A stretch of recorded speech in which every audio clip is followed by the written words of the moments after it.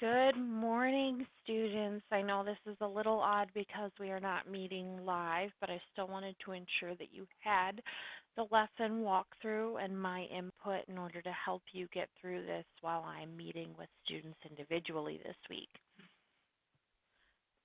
Today you're supposed to be working on 6.02, which is about the Eastern and Southern African kingdoms. We're going to go through it together, reading through the book, and then I want you guys to make sure that you complete the checkpoint. We are not going to fill out the student guide in its entirety here. That is going to be up to you, but I will go through the lesson and the reading in the textbook. So you should have everything you need in order to complete the student guide for this lesson. So let's go ahead and get started.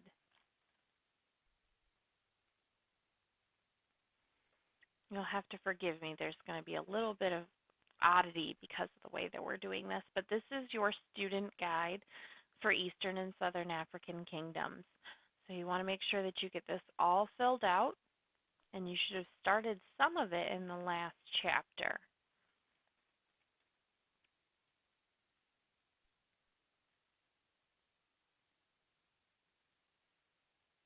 Okay, now we're in your world history course. We're going to go ahead and go to 6.02. And here it says, gold fueled much African trade, but other commodities such as ivory, leopard skins, slaves, and iron were also in great demand by people in Asia and Europe. East African communities located on the trade routes between Africa's interior and its coast grew prosperous. Muslims from Egypt and Christians from Portugal strove to gain control of the trade networks along the coast of East Africa, where sea routes allowed access to far-flung ports.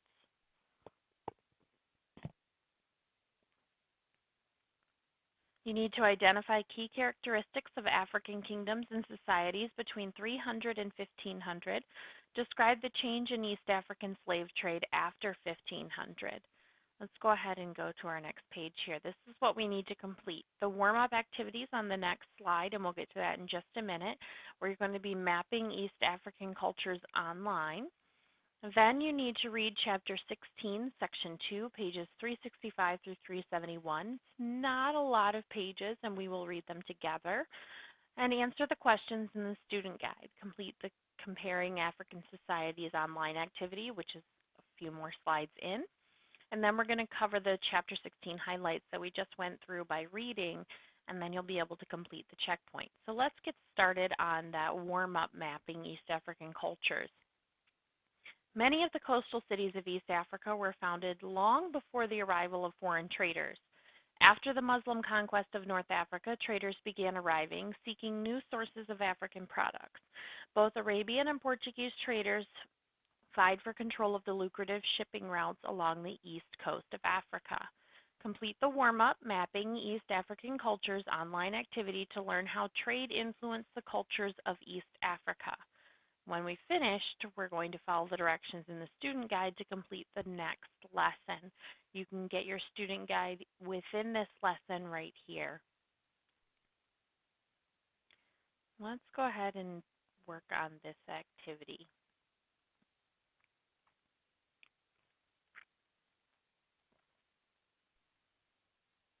So we're talking about societies and societies of East Africa, and then we'll move into Southern Africa.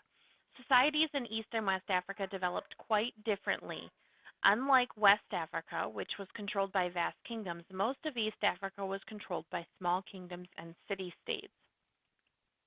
Where trading in West Africa was carried out mainly by people already on the continent, trading in East Africa benefited from its proximity to other countries and navigable waters. The people of East Africa exchanged goods with a range of trading partners, including Arabs, Persians, Europeans, and traders from other parts of Asia.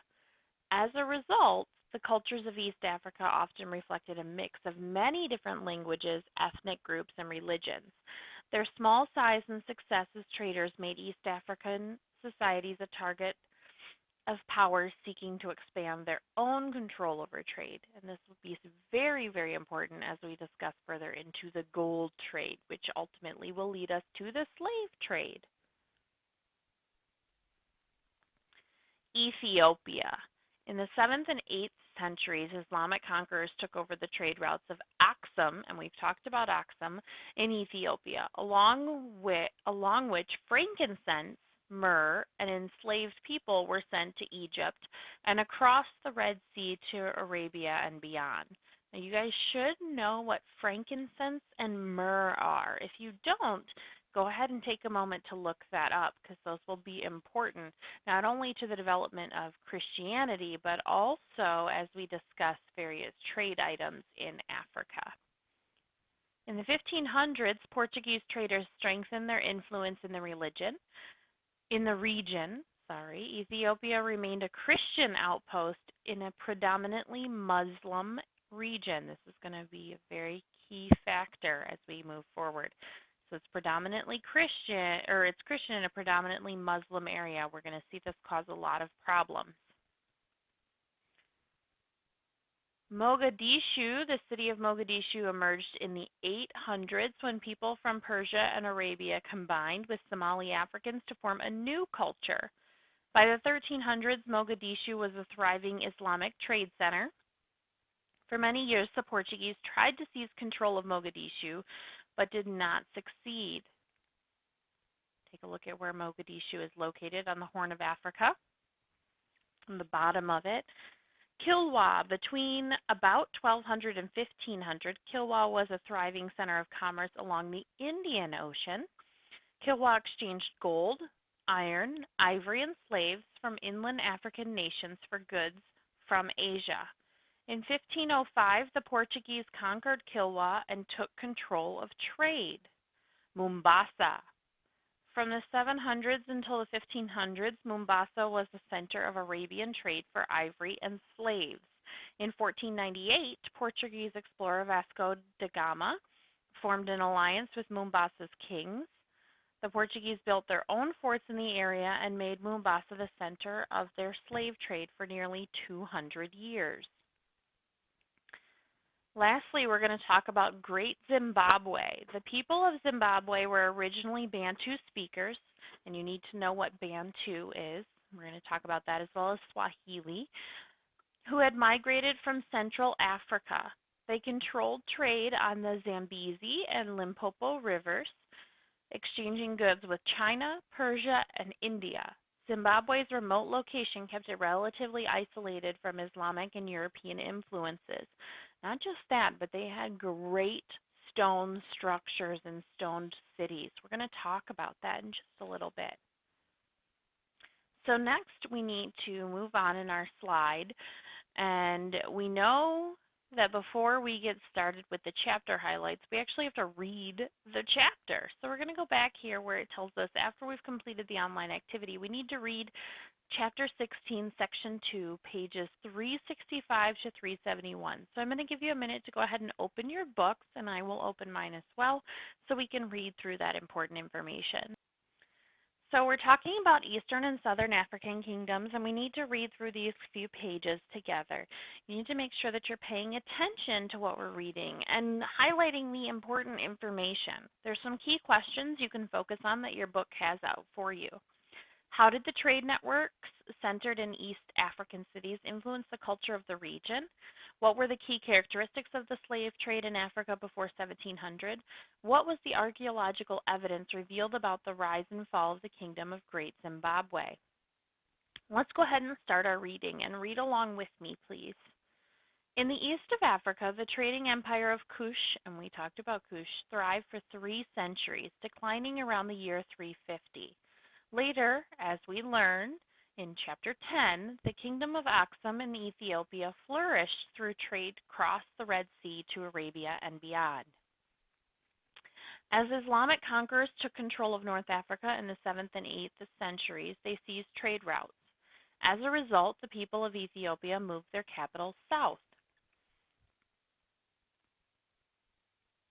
While maintaining the Christianity established by King Ezana in the 4th century, Ethiopia's role in East African trade weakened for the next 3 centuries.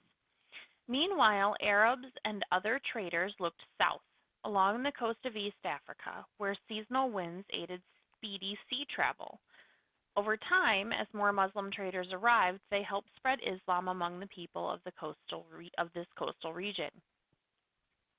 As early as the 1st century, Persian traders exchanged pottery with people in what is now Somalia, just south of where the Horn of Africa juts into the Indian Ocean. Some 500 years later, an active trading network connected the area with a string of cities that ran along Africa's east coast for some 1,800 miles, an area larger than the coast of the United States, from Maine to Florida.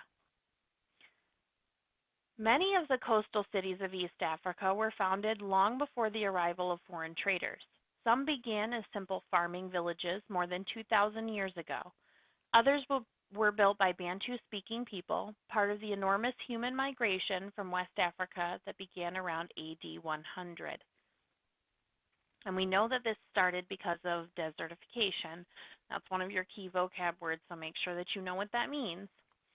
Bantu people brought iron tools and weapons to the coastal region. They subdued the local people, some of whom lived as hunter-gatherers, others who tended flocks. Then they settled down and built towns. Along with farming fertile inland fields, the ancient inhabitants of the coast hunted and fished. They learned to build hardy sailing vessels of wood and coconut husk twine and became expert navigators. They sailed up and down the coast, forming city-to-city connections and exchanging goods. We want to make sure we read this little box here, so I'll give you just a moment to go ahead and read through that.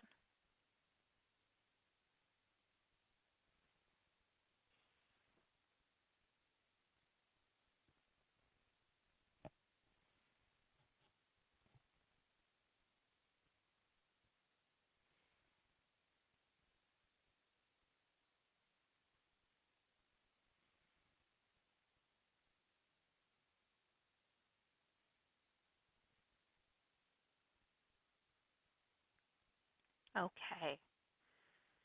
East African trade routes shifted following the Arab conquest of North Africa. Traders sought new sources of African products such as gold, ivory, leopard skins, tortoise shells, and rhinoceros horns, which were used as handles for daggers and swords and ground for medicine in distant China. From ports more than 2,500 miles away in Arabia and the Persian Gulf, trading ships joined existing networks between cities of East African coast. In the 9th century, for example, Persian merchants founded the island city of Lamu as a trading outpost. Using large blocks of coral limestone, they built a settlement of about 45 acres, surrounded by walls. Other traders from Arabia, North Africa, and India also settled in East Africa and forged trading partnerships with the people of the coast. The Swahili, this is one of those sections in your student guide. Between the 11th and 15th centuries, a merging of African and Arabic influences led to the development of the Swahili culture in coastal trading cities of East Africa. The name Swahili came from an Arabic word meaning people of the coast. Here, the people spoke a Bantu language that gradually absorbed many Arabic and Persian words. In time, this Swahili language became spoken by people throughout much of sub-Saharan Africa, especially in countries on the east coast.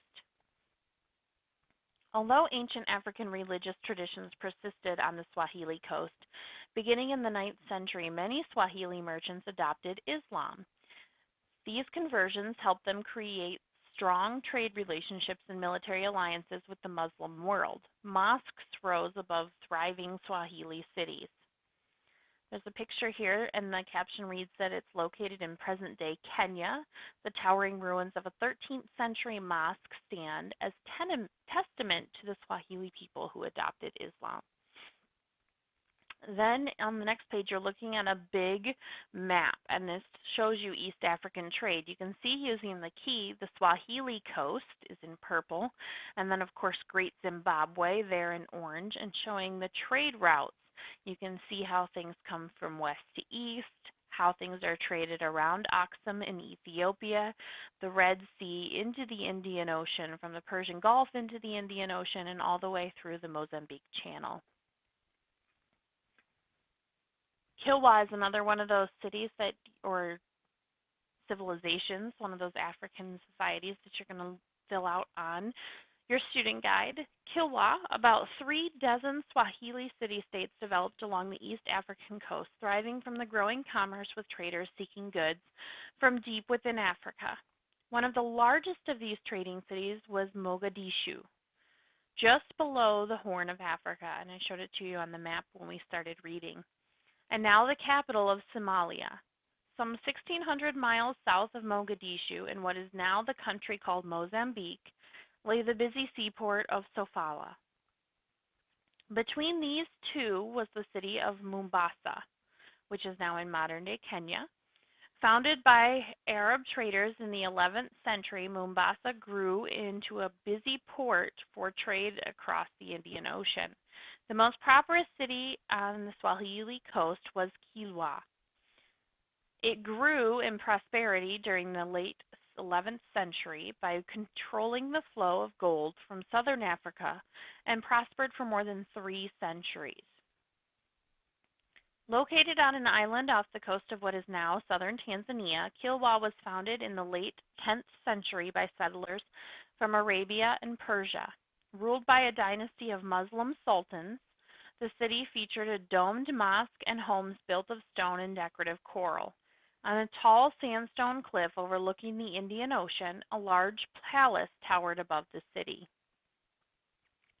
In Kilwa, wealthy city dwellers dined on elegant porcelain tableware and wore fine silk clothing items that came from faraway China.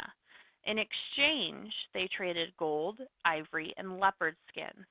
But they also sometimes sold enslaved people captured in military campaigns beyond the coastline. That's going to become very important as we continue through the chapters.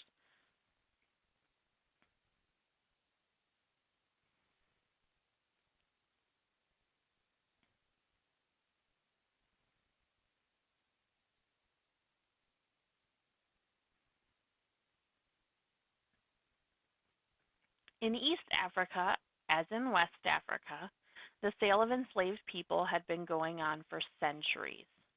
Okay, that's very, very important. This is something that had been happening within Africa, within the kingdoms amongst themselves, long before the major slave trade in which we see slaves taken across the ocean and brought to the Americas. Captured Africans were traded to Arab and Persian merchants who sold them as slaves throughout the Muslim world. East African slaves were also sold as soldiers to India and as laborers to China. Still, the African slave trade remained relatively limited until European nations founded agricultural colonies in the Western Hemisphere in the 1500s. Then, as you will read about in detail in later chapter, the slave trade expanded, especially in West Africa. Portuguese merchants continued to arrive in East Africa, seeking new sources of captives as well as trade goods such as gold and ivory. Intent on controlling East African trade, the Portuguese sacked the cities of Kilwa and Mombasa in 1505. They built a series of stone fortresses on the site of the Swahili cities. For the next 200 years, the Portuguese attempted to take control of the East African trade with varying levels of success. Now we're going to move on to Great Zimbabwe, another one on your student guide. In their attempt to take over East African gold trade in the 16th century, the Portuguese often sent troops into the heart of the continent to search for the source of the precious metal. During one of these expeditions to a wide plateau about 220 miles inland from the coast, the Portuguese captain came upon a fortress built of stone of marvelous size, almost surrounded by hills. The soldiers had stumbled upon Great Zimbabwe, a towering walled city of stone that had served as the center of a powerful kingdom for 300 years, until it was abandoned around 1450. Great Zimbabwe, like other African kingdoms, enjoyed tremendous wealth thanks to its strategic location between rich gold fields and trading cities of the coast. When the Portuguese came upon the ruins of Great Zimbabwe, they were awed by the city's sheer size. They wondered if perhaps the giant stone structures were the fabled city of the Queen of Sheba mentioned in the Bible. In fact, Great Zimbabwe was constructed by a Bantu-speaking people who had occupied the inland plain of the Zimbabwe Plateau since the 3rd century. These early inhabitants were the ancestors of the Shona people of modern-day nation of Zimbabwe. They farmed the fertile soil of the region and grazed cattle on an abundant grasslands of the savanna. Elephants provided a source of ivory, and gold came into the region from high country to the north. In time, the Kingdom of Zimbabwe controlled a vast area that included the headwaters of two important rivers, the Zambezi and the Limpopo, along which trade flowed to the coast. Kings of the plateau grew rich by demanding tribute on all ivory and gold that went to prosperous Swahili cities like Kilwa. Throughout the Zimbabwe plateau, wealthy and powerful people built some stone enclosures around their homes. Eventually, they constructed some 200 walled communities, the ruins of which still dot the region. The largest of these stone-enclosed communities was Great Zimbabwe. Built between 1200 and 1450, Great Zimbabwe was the largest human construction in sub-Saharan Africa until recent times. Around its sprawling ruins, thick granite walls rise and fall like waves along the rolling hills. The builders of Great Zimbabwe were expert stonemasons. The walls stand more than 30 feet high and 16 feet thick. At its height during the 14th century, Great Zimbabwe may have housed as many as 11,000 residents, although most people lived in mud huts outside the walls. We often wonder what happened to Great Zimbabwe because, as we mentioned, it was huge. Let's take a look at some of these pictures. Here's a picture of what the fortress looked like today of Great Zimbabwe, a depiction of what it might have looked like at the time. And it even shows you like Ethiopia's rock churches. And we can see some of those mosques and churches existed within areas like Great Zimbabwe. So what happened to it? It was just abandoned. So historians have a few different ideas. Let's read them. There's 3 specific that you're going to write about in your student guide and you're going to want to keep in mind. Many of Great Zimbabwe's riches were stolen by European treasure hunters in the 19th century. Nevertheless, recent archaeological excavations have uncovered various artifacts including gold figurines, ceremonial weapons, and stone figures carved in the shapes of birds. Archaeologists have also found pottery, elaborate ivory carvings, golden jewelry, and the remains of a gold workshop. Because the people who built Great Zimbabwe left no written records, historians and archaeologists don't know exactly why the city was abandoned around 1450. Some think the disease may have devastated the population. Others suspect that trade routes shifted after the arrival of the Portuguese, ending the region's source of wealth. Persuasive evidence suggests that the growing population of Great Zimbabwe may have depleted the area's resources. It appears likely that by the early 15th century, the people had created an environmental catastrophe by destroying the territory's grasslands through too much grazing of cattle. The inhabitants of the Zimbabwe Plateau moved on to more hospitable areas in the north. Today, their descendants live in the nations of Zimbabwe and Mozambique. So 3 key theories there.